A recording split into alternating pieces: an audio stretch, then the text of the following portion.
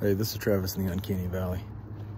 So I had a large chunk of time tonight to do yard work and think, and I really like the times when I'm able to take years of thoughts on a thing and it coalesces into a singular concept. So I was fortunate enough that happened tonight.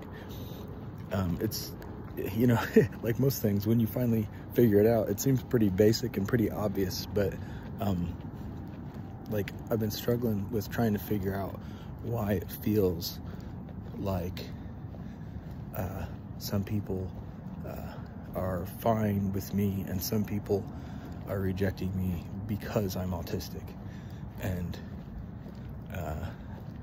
what I realized was that it's like if you know someone who is a recovering alcoholic and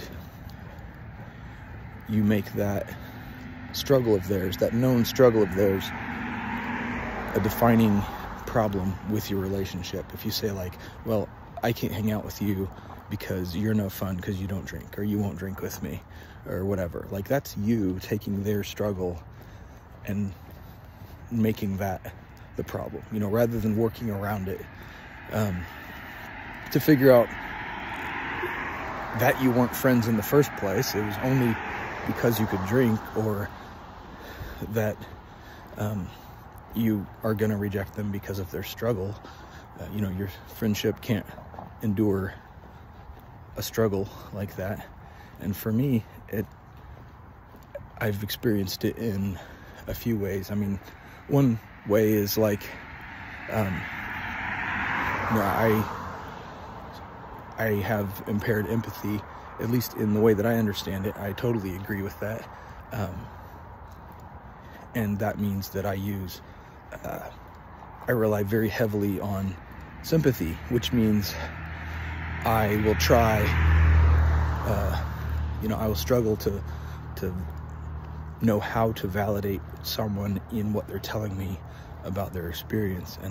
And I'll catch myself. I used to do this all the time because I didn't know about this concept. So I would just default to trying to sympathize. I would be trying to come up with things to relate to them.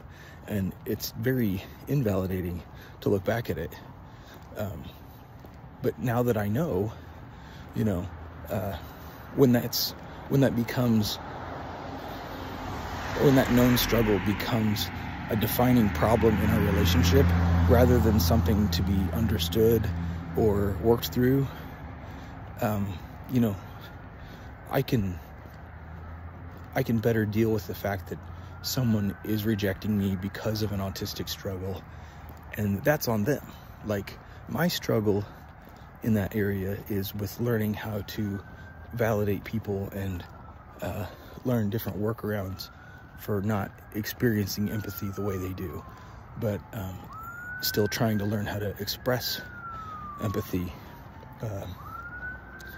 So yeah, if you know, you will be rejected, pretty straightforward, for things related to being autistic, and that's just inevitable. Like, people are going to reject you for all kinds of things in life. You know, another thing I struggle with is that I don't deal with large social gatherings. I can't endure that amount of stimulus for a typical period of time.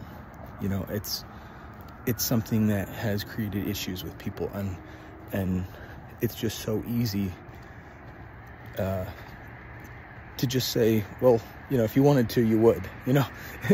And that stupid phrase has been thrown around so much lately. Hopefully it's dying off, but like, if you wanted to, you would. Like, no, like, you know, if I wanted to lift a car off of someone, I can't. Just wanting to isn't even something to necessarily be desired, and that's not the way I best experience social interactions, in large, overstimulating environments. So, you know, when people opt to not hang out with you at all because you're choosing to not go to something that you know will be more than you can endure, then they are, you know, they are rejecting you for having an autistic struggle. Maybe not knowingly, but, you know, they don't need to know necessarily, and you don't need to tell them. But it's helped me, even more so tonight, now that I'm able to put it into these words. It helps me to understand that that is what's happening.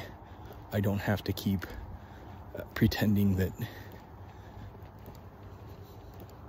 people are accepting me or loving me. You know, I can have peace in the fact that I'm being rejected for doing my best in the way God made me. You know, like, all I can do is keep trying to do better and not associate my struggles with their struggles, because my struggles, like the examples of, you know, having impaired empathy and not particularly enjoying large social gatherings, you know, those are my struggles. Like, that has nothing to do with their struggles of lack of empathy for me in my situation, or for their judgmental whatever they're dealing with. So I just want to encourage you to, like, I've found peace in just accepting that people's struggles, you know, whatever they're coming up with for how they reject me, that's on them. You know, I'm doing my best, and that's all I meant to do. So, was to do my best and then to continue to do better. So, God bless.